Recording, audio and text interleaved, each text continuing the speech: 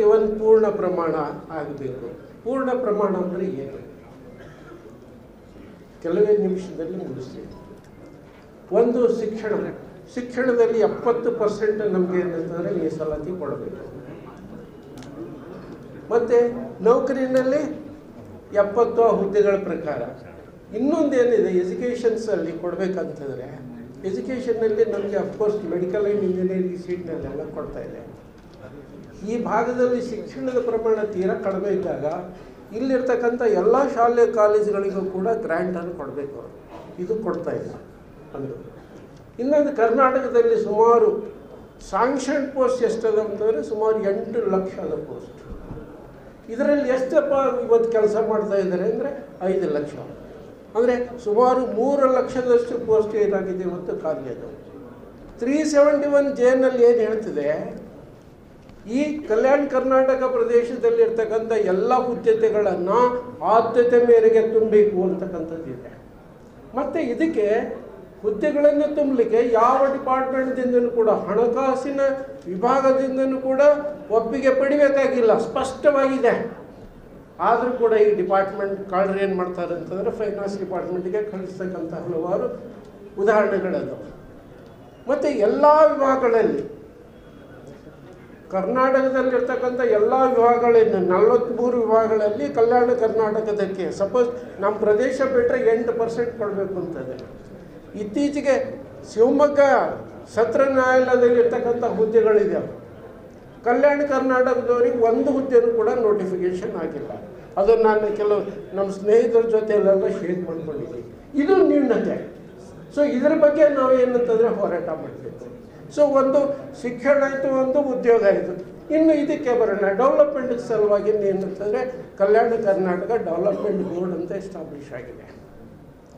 ಮಾನ್ಯರು ಇದಕ್ಕೆ ಬರ್ತಕ್ಕಂಥ ದುಡ್ಡು ಎಷ್ಟಿದೆ ಖರ್ಚಕ್ಕೆ ಅದು ಹೇಳ್ತಾರೆ. ಶೇಖ್ಜಿ ಅವರೇ, ಸರ್ ನಿಮ್ಗೆ ಹೇಳ್ತೀನಿ, ಕಲ್ಯಾಣ ಕರ್ನಾಟಕದ ಬೋರ್ಡ್ ಕಳೆದ 2 ವರ್ಷದಲ್ಲಿ 90% ರಸ್ತೆಗೋಸ್ಕರ ಉಪಯೋಗ ಮಾಡಿರ್ತಕ್ಕಂಥದ್ದು. ಸಪೋಸ್ ಕಲ್ಯಾಣ ಕರ್ನಾಟಕ ಪ್ರಾರಂಭದಿಂದ ನಾವು ಸ್ಟ್ಯಾಟಿಸ್ಟಿಕ್ಸ್ ತಗೊಂಡ್ರೆ 50% ಯಾವುದೋ ರಸ್ತೆ ಮತ್ತು ಸೇತುವೆಗಳಿಗೆ ಖರ್ಚು ಮಾಡಿರ್ತಕ್ಕಂಥ ಲೆಕ್ಕ ಸಿಗ್ತದೆ. ನೀರಾವರಿ, ರೈತರುಗಳು, ನಾವು ಕೃಷಿ ಪ್ರಧಾನವಾಗಿರ್ತಕ್ಕಂಥ ಈ ಪ್ರದೇಶ, ಭೀಮಶೆಟ್ಟಿ ಮುಖ ನಾವು ಸುಮಾರು ಬೀದರ್, ಕಲಬುರಗಿ ಮತ್ತು ಯಾದಗಿರಿನಲ್ಲಿ 11 ಮಧ್ಯಮವಾದಿ ನೀರಾವರಿಗಳನ್ನು ಅಭ್ಯಾಸ ಮಾಡಿದ್ದೀವಿ. ಪ್ರತಿಯೊಂದು ಕಾಲುವೆ ಎಷ್ಟು ಉದ್ದ ಇದೆ, ಎಷ್ಟು ನೀರು ಹೋಗ್ತಾ ಇದೆ ಅಂತಂದರೆ ಒಂದು ಕಾಲುವೆಯನ್ನು ಕೂಡ ಕರೆಕ್ಟಾಗಿ ನೀರು ಹೋಗ್ತಾ ಇದೆ. ಇದಕ್ಕೆ ಯಾರಪ್ಪ ಹೊಣೆ? ನಾವು ಎಲ್ಲನೂ ಕೂಡ ಸರ್ಕಾರದ ಮೇಲೆ ಹಾಕೋದು ಬೇಡ. ಅಲ್ಲಿ ಹಾಕಿರ್ತಕ್ಕಂಥ ರೈತರು ಏನು ಮಾಡ್ತಾ ಇದ್ದಾರೆ? ಇದೇ ರೀತಿಯಾಗಿರ್ತಕ್ಕಂಥ ಅಧ್ಯಯನವನ್ನು ಬೇಕಾದರೆ ನಾವು ಉಳಿದ 4 ಜಿಲ್ಲೆಗಳಲ್ಲಿ ಕೂಡ ಮಾಡಲಿಕ್ಕೆ ನಾವು ತಯಾರಿದ್ದೀವಿ. ವರದಿಗಳನ್ನು ಸಿದ್ಧಪಡಿಸಿದ್ದೀವಿ. ಮಾನ್ಯ ಮುಖ್ಯಮಂತ್ರಿಗಳು ಬಂದಾಗ ಕೊಟ್ಟಿದ್ದೀವಿ. ಸೊ ಹೀಗೆ ಇವೆಲ್ಲ ಆಗ್ತಾಯಿದೆ. ಇನ್ನೊಂದು ನಮ್ಮಲ್ಲಿ ಒಂದು ದೊಡ್ಡ ತೊಂದರೆ ಏನಿದೆ ಅಂತಂದರೆ ಮಾನವ ಅಭಿವೃದ್ಧಿ ಸೂಚ್ಯಂಕ. ಮಾನವ ಅಭಿವೃದ್ಧಿ ಸೂಚ್ಯಂಕದಲ್ಲಿ 3 ಬರ್ತವೆ. ಒಂದು ಆರೋಗ್ಯದಲ್ಲಿ particularly infant mortality, child mortality, ಶಿಶು ಮರಣ ಪ್ರಮಾಣ ಅಂತ ಕರಿತೀವಿ. ಮತ್ತು ಮಕ್ಕಳು ಎಲ್ಲರೂ ಇನ್ನೊಂದು ಅರ್ಧ ಗಂಟೆದ ಕಾರ್ಯಕ್ರಮ ಮುಗಿಸ್ತೀವಿ. 2 ನಿಮಿಷ ಯಾರು ಎದ್ದೋಗ್ಬಾರ್ದು. ಈಗ ಯಾಕಂದ್ರೆ ಈಗ ವಿಷಯ ಗಂಭೀರ ಹಂತಕ್ಕೆ ತಲುಪದ. ಅದಕ್ಕೆ ಸ್ವಲ್ಪ ಎಲ್ಲರೂ ಗಮನ ಕೊಟ್ಟು ಕೇಳಬೇಕಂತ ವಿನಂತಿ ಮಾಡೋದು. ಇದ್ರಾಗಣ ಊಟ ಇರ್ತದೆ, ಅದಕ್ಕೆ ಯಾರೂ ಗಡಬಡ ಮಾಡಬಾರ್ದು ದಯಮಾಡಿ. ಶಿಶು ಮರಣ ಪ್ರಮಾಣ ನಮ್ಮ ಭಾಗದಲ್ಲಿ ಹೆಚ್ಚಿಗಿದ್ದಷ್ಟು ಎಲ್ಲಿಯೂ ಕೂಡ ಇಲ್ಲ.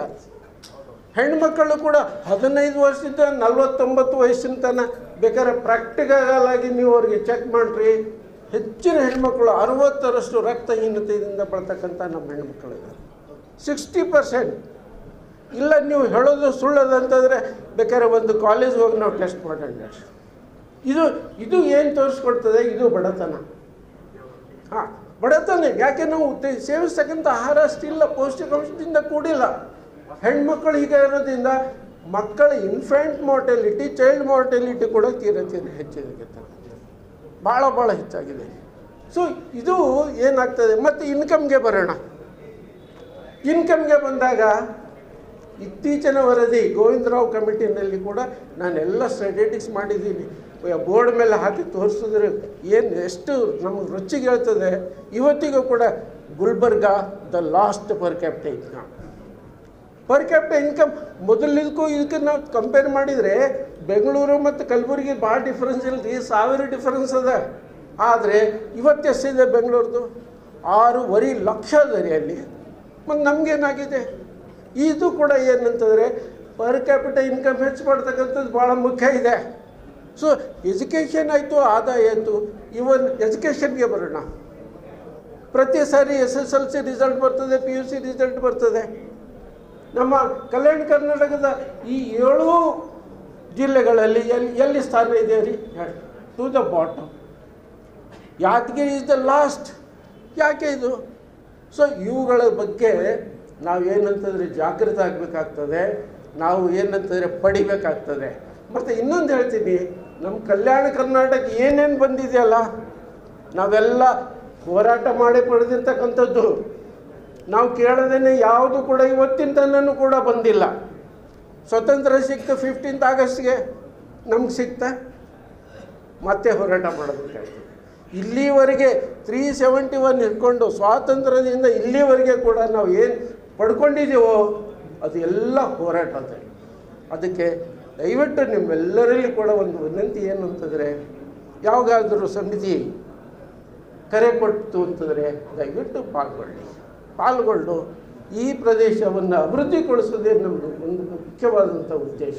ರೈತರ ಸಮಸ್ಯೆಗಳಿದೆ, ನೀರಾವರಿ ಕೊಡ್ರಿ. ನಮ್ಮ ರೈತರಿಗೆ ನೀವು ಯಾವುದು ಸಾಲ ಮನ್ನಾ ಮಾಡ್ತಿರೋ ಬೇಡ, ಅದು ನಮ್ಗೆ ಗೊತ್ತಿಲ್ಲ. ನೀವು ನೀರು ಕೊಡ್ರಿ. ರೈತ ಇಡೀ ಪ್ರಪಂಚದಲ್ಲಿರ್ತಕ್ಕಂಥ ಎಲ್ಲ ಜೀವರಾಶಿಗಳಿಗೂ ಕೂಡ ಅನ್ನ ಕೊಡ್ತಾ ಇದ್ದಂತೆ, ಪಶು ಪಕ್ಷಿನೂ ಕೂಡ ರೈತನ ಮೇಲೆ ಬದುಕ್ತಾ ಇದೆ. ಸೊ ಅಂಥ ರೈತನನ್ನು ಕೂಡ ಏನಾದರೂ ಪ್ರಧಾನವಾಗಿ ಇಟ್ಕೊಂಡು, ಇನ್ನೂ ಅಂಶಗಳು ಭಾಳಷ್ಟಿದೆ, ಆದರೆ ಟೈಮ್ನೂ ಕೂಡ ಆಗಿದೆ. ನಾನು ಇಲ್ಲಿಗೆ ಏನಂತಂದರೆ ನಾನು 2 ವಿಚಾರಗಳನ್ನು ಮಂಡಿಸಲಿಕ್ಕೆ ಅವಕಾಶ ಮಾಡಿಕೊಟ್ಟಿದ್ದ ಎಲ್ಲರಿಗೂ ವಂದಿಸಿ 2 ಮಾತುಗಳನ್ನು ಮುಗಿಸ್ತೀನಿ. ಧನ್ಯವಾದಗಳು.